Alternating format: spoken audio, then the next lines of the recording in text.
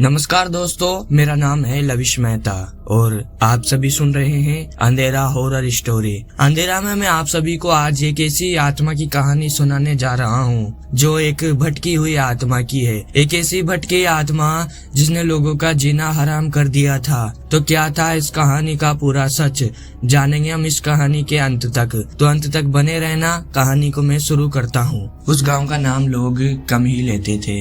नक्शे में तो था वो गाँव, पर रास्ता पूछो तो कोई साफ जवाब नहीं मिलता था। लोग कहते थे हाँ है तो सही, पर रात में उधर मत जाना, ऐसा वहाँ के लोग कहा करते थे। मैं वहाँ किसी कहानी के लिए नहीं गया था, काम के सिलसिले में मुझे वहाँ जाना पड़ा था। सरकारी रिकॉर्ड ठीक करने थे जमीन से जुड़े। शाम ढलते ढलते बस ने मुझे आखिरी स्टॉप पर उतार दिया। वहाँ से गांव करीब 1.5 किलोमीटर अंदर था। कच्ची सड़क, दोनों तरफ खेत, हवा बहुत ज्यादा शांत थी, इतनी कि अपने कदमों की आवाज अलग से सुनाई दे रही थी। रात में एक बूढ़ा आदमी मिला, लकड़ी का गट्ठर उठाए। मैंने पूछा, काका फला गांव यही है ना?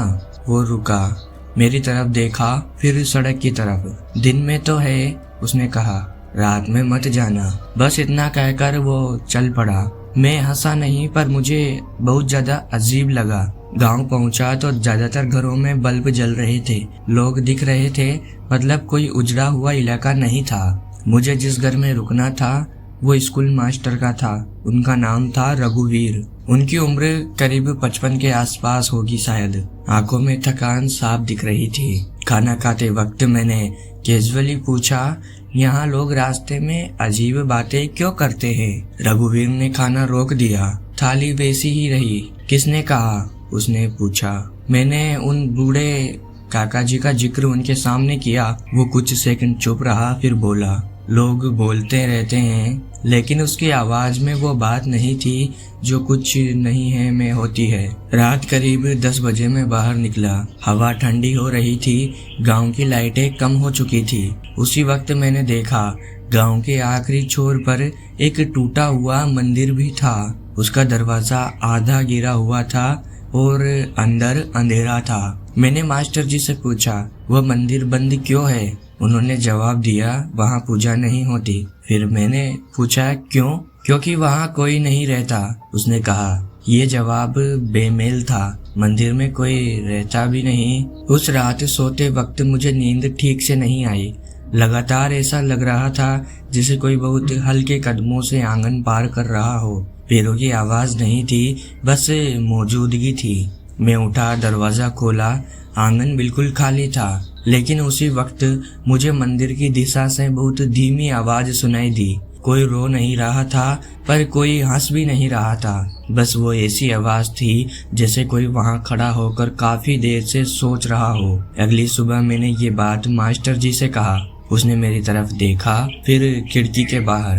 अगर वो दिख जाए, उसने कहा, तो पीछे मत देखना। मैंने पूछा, कौन दिख जाए? वो कुछ नहीं बोले, बस इतना कहा, वो आत्मा भटकी नहीं है, हम लोग भटके हुए हैं। और पहली बार मुझे यकीन हुआ कि इस गांव में समस्या अंधेरे की नहीं थी, समस्या उस चीज की थी जो हर रात जागती रहती है। वैसा नहीं लग रहा था जैसे डरावनी जगह लगती है, बल्कि जरूरत से ज्यादा सामान्य लग रहा था। लोग अपने अपने काम में लगे थे, किसी के चेहरे पर डर नहीं था, किसी की आंखों में हैरानी नहीं थी। यही बात मुझे गलत लगी। मैंने मास्टर जी से पूछा, आपने जो रात वाली बात कही थी वो क्या मतलब था? वो किताबें समेट रहा था, बिना मेरी तरफ देखे हुए बोले, आप मंदिर तक गए थे? नहीं। तो जाइए भी मत, उसने कहा, वहाँ कुछ नहीं मिलेगा। और जो आवाज, उसने किताब बंद की धीरे से, आपको पहली बार सुनाई दी है, वो बोला, इसलिए आपको अजीब लगी। पर मैं चुप रहा, उसने बात आगे नहीं बढ़ाई। दोपहर में मैं गांव में घूमा, जानबूझकर मंदिर की तरफ जाने वाला रास्ता टालता रहा, लेकिन हर गली, हर मोड़ उसी दिशा में मुड़ता महसूस हो रहा था। एक किराने की दुकान पर मैं रुका। दुकानदार ने मुझसे बिना पूछे कहा, आप बाहर के हो? मैंने सिर हिलाया। रात को आवाज आई होगी, उसने बोला, लेकिन मैं चौंक गया। आपको कैसे पता? उसने पल भर को मेरी तरफ देखा, फिर पैसे गिनने लगा। और फिर कहता है सबको आती है। पहली बार सब पूछते हैं और दूसरी बार। फिर मैंने बोला कि दूसरी बार, फिर वो नहीं बोला। शाम ढलने के साथ गांव फिर से धीमा होने लगा। मैंने तय किया आज मंदिर तक जाऊंगा, डर से नहीं, इसलिए क्योंकि सब मुझे रोक रहे थे। रास्ता सीधा था पर चलते वक्त ऐसा लग रहा था जैसे कदम पीछे खींच रहे हो। मंदिर के पास पहुंचा तो वहाँ कोई अजीब माहौल नहीं था, ना ठंड, ना हवा, ना आवाज, बस एक अजीब सी स्थिर था। मंदिर का अंदरूनी हिस्सा टूटा हुआ था, दीवारों पर पुराने नाम गुदे हुए थे, कुछ नामों पर सिंदूर लगा था, पर यह सामान्य नहीं था। मैंने पीछे देखा, कोई नहीं था। तभी मेरे पास से किसी की चलने की हल्की सी हरकत हुई, ना आवाज, ना छाया, बस इतना सा एहसास कि कोई मेरे बराबर से गुजर गया है। मेरी रीढ़ सीधी हो गई।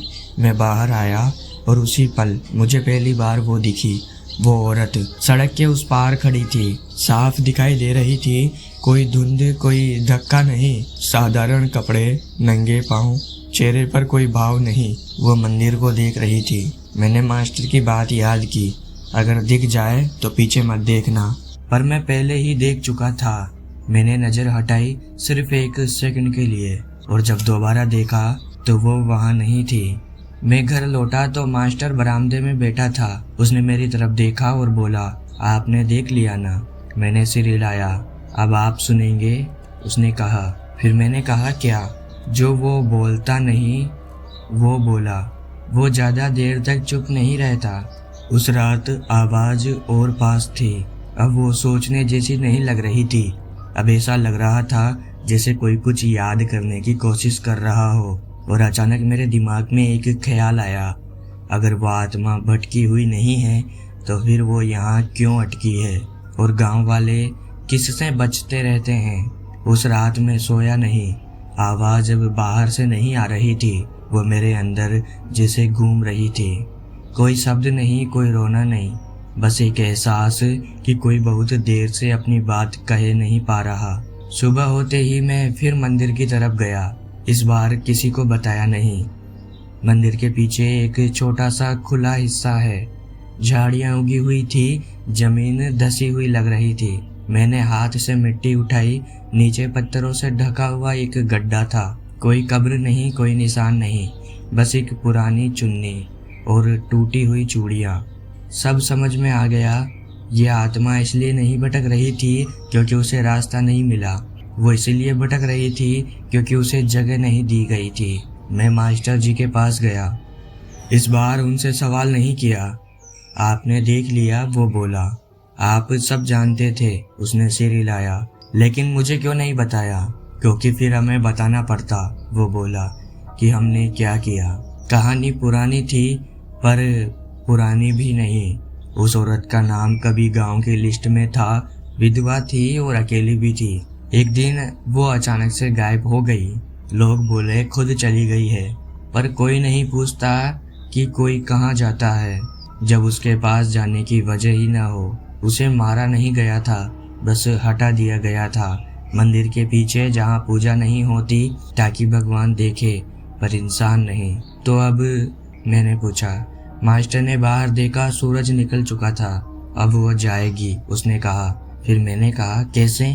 क्योंकि अब आपने उसे देख लिया है, वो बोला, और जो देख लिया जाए वो भटकता नहीं। उस रात आवाज़ नहीं आई। मंदिर की तरफ सन्नाटा था, कोई मौजूदगी नहीं। अगली सुबह मैं गांव छोड़कर चला गया। जाते वक्त मैंने पीछे देखा, पहली बार। मंदिर वहीं था, टूटा हुआ, खामोश, लेकिन सड़क के किनारे किसी ने दिया जला दिया था। नाम नहीं लिखा था, फूल भी नहीं थे, बस रोशनी थी। मुझे लगा शायद ये कहानी भूत की नहीं थी, शायद ये कहानी हम लोगों की थी, जो कुछ चीज़ों को जिंदा रहते हुए भी अदृश्य बना देते हैं, और जब वो वापस आती है तो हम उन्हें भटकी हुई आत्मा कह देते हैं। तो दोस्तों, ये कहानी यहीं पर समाप्त होती है। और अगर आपको ये कहानी पसंद आई हो तो लाइक कर देना, और ऐसी कहानियाँ सुनते रहना चाहते हो तो सब्सक्राइब कर देना। मैं आपसे वादा करता हूँ अगली कहानी आज की कहानी से बेस्ट होगी। इसीलिए सुनते रहिए अंधेरा हॉरर स्टोरी। धन्यवाद।